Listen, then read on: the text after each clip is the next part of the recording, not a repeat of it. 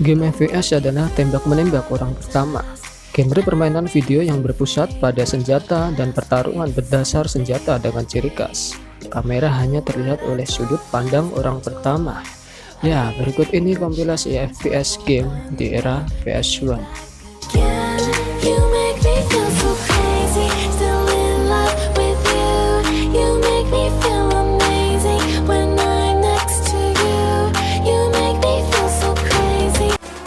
Sebelum lanjut, jangan lupa supportnya agar channel ini cepat berkembang dengan cara klik subscribe dan tekan tombol loncengnya. Thank you.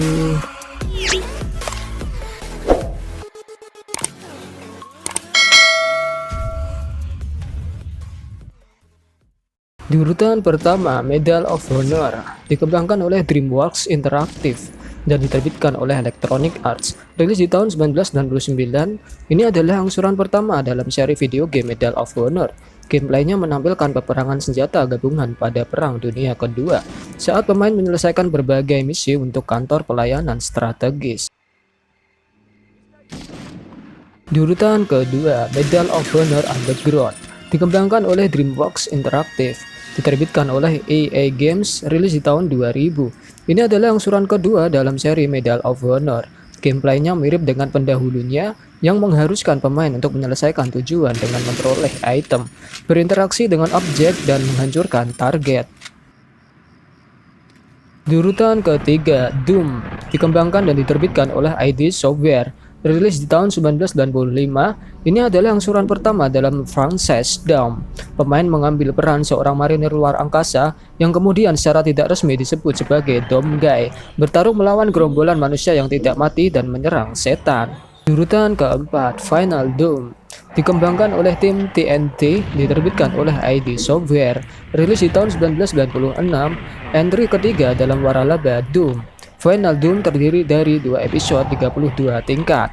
Hal ini secara luas dianggap jauh lebih sulit dibandingkan pendahulunya Doom dan Doom 2. Di urutan kelima, Quake 2 dikembangkan oleh ID Software, diterbitkan oleh Activision. Rilis di tahun 1999, ini adalah angsuran kedua dari seri Quake. Alur cerita game ini dilanjutkan dengan perluasannya, termasuk yang mengikat Quake 2 dan game pertama dan Quake 4.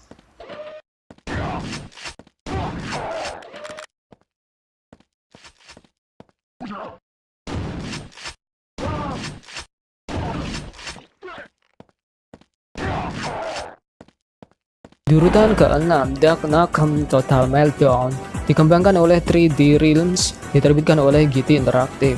Rilis di tahun 1997, ceritanya sama dengan game aslinya kecuali episode eksklusif portnya, Look and Pray. Selama episode ini, Duck keluar untuk melawan alien lagi. Kali ini bertujuan untuk menghancurkan robot sangat kuat yang mereka buat untuk membunuhnya.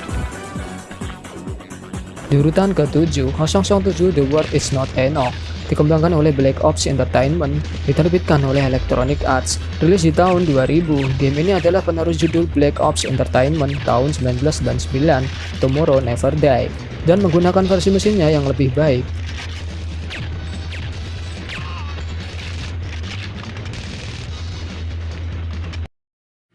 Urutan 8, Die Hard Trilogy dikembangkan oleh Probe Entertainment, diterbitkan oleh Fox Interactive.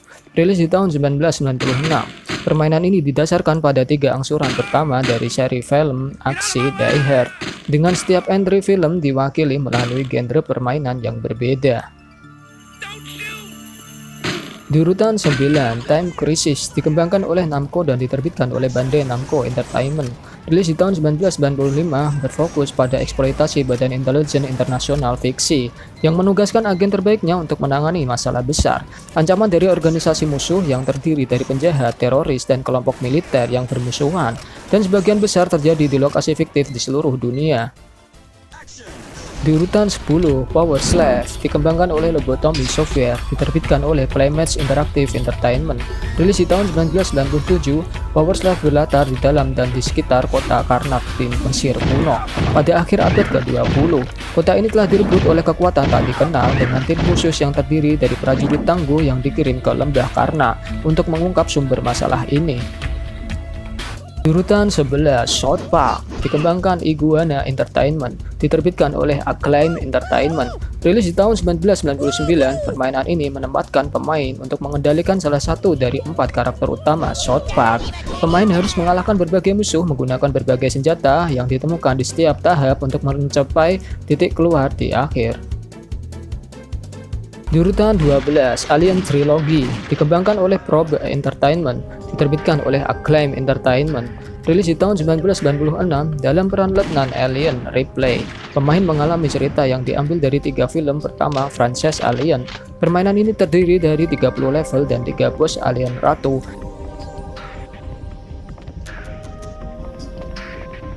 Di urutan 13, Delta Force Urban Warfare, dikembangkan oleh Rebellion Development, diterbitkan oleh Nova Logic, rilis di tahun 2002. Ini dirancang untuk menjadi simulasi militer yang didasarkan pada pasukan operasi khusus Delta Force. Alur cerita mencakup 12 misi termasuk perampokan bank dan penyelamatan sandera.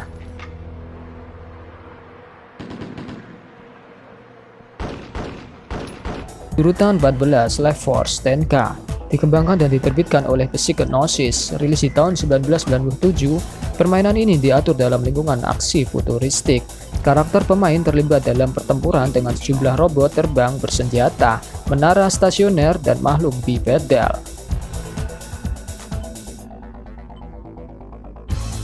Di urutan 15, Tom Clancy Rainbow Six Lone Wolf, dikembangkan oleh Red Storm Entertainment, diterbitkan oleh Ubisoft Entertainment. Rilis di tahun 2002, Sander Taesan, seorang terpidana teroris, telah menghubungi Rainbow dan memberi tahu mereka tentang operasi penyelundupan senjata.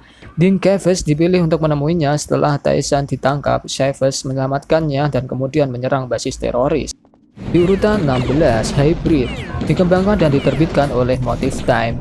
Rilis di tahun 2002 dengan tema teknologi tinggi yang futuristik. Bumi berada di ambang kehancuran setelah bertahun-tahun berjuang melawan invasi alien, dan Anda termasuk di antara mereka yang masih berjuang.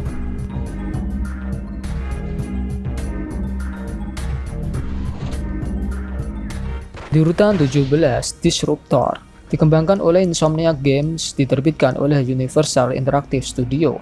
Rilis di tahun 1996, gameplay Disruptor mirip dengan banyak penembak orang pertama, tetapi pemain memiliki akses ke kekuatan khusus yang disebut psionics, mirip dengan Psychokinesis. Di urutan 18, Man in Black The Series Crashdown, dikembangkan oleh Ron Craft, diterbitkan oleh Infogrames. Rilis di tahun 2001, kisah permainan ini berkisar pada teroris luar angkasa yang menyebabkan kerusakan di kota New York. Pemain memilih untuk bermain sebagai agen J atau agen K dari serial televisi dan film yang harus menghentikan upaya invasi alien. Di urutan 19, Space Hulk Vengeance of the Blood Angel, dikembangkan oleh Chrysalis, diterbitkan oleh Electronic Arts. Rilis di tahun 1996, didasarkan pada permainan papan Space Hulk dari Game Workshop dan merupakan sequel dari video game Space Hulk tahun 1993. Seperti pendahulunya, Vengeance of the Blood Angel menggabungkan gameplay first-person shooter dengan elemen tactics real-time. Di urutan 20, Shadow Master, dikembangkan oleh Hammerhead, diterbitkan oleh Psygnosis, rilis di tahun 1997. Berlatar di dunia fiksi ilmiah, pemain mengendalikan ATV futuristik dan bersenjata lengkap untuk melintasi setiap level, memerangi alien, dan menyelesaikan tujuan level. Di urutan 21, Hexen Beyond Heretic, dikembangkan oleh Raven Software, diterbitkan oleh ID Software. Rilis di tahun 1997, 3 pahlawan berangkat untuk menghancurkan Korak. Pemain mengambil peran sebagai salah satu pahlawan tersebut.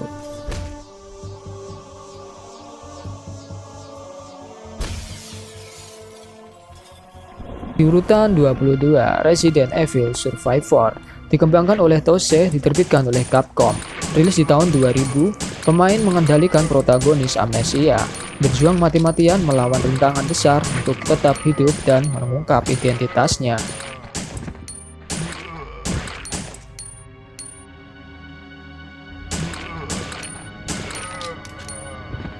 Di urutan 23, Hard Rock Cap, dikembangkan oleh Asmik S Entertainment, diterbitkan oleh Imax Cell. Rilis di tahun 1996, Head Rocket dapat dianggap sebagai persilangan antara Doom dan Crazy Taxi berkat kombinasi pengambilan tarif dan pertarungan perspektif orang pertama. Di urutan 24, Killing Time dikembangkan dan diterbitkan oleh studio 3DO. Rilis di tahun 1997, Killing Time adalah penembak orang pertama 3D yang berbeda dalam beberapa hal dari template tradisional Doom. Game ini merupakan prototipe dan batal rilis di konsol PlayStation. Di urutan 25, Metal Jacket dikembangkan oleh Bandit, diterbitkan oleh Pony Canyon. Rilis di tahun 1965, Metal Jacket adalah game simulasi pertarungan mecha yang menampilkan 6 jenis medan yang berbeda. Pada akhirnya, dari game FPS ini yang dulunya grafik apa adanya dan sekarang berevolusi menjadi permainan yang sangat nyata di era konsol generasi. Terima kasih, mohon maaf bila ada salah kata. Sampai jumpa di video selanjutnya.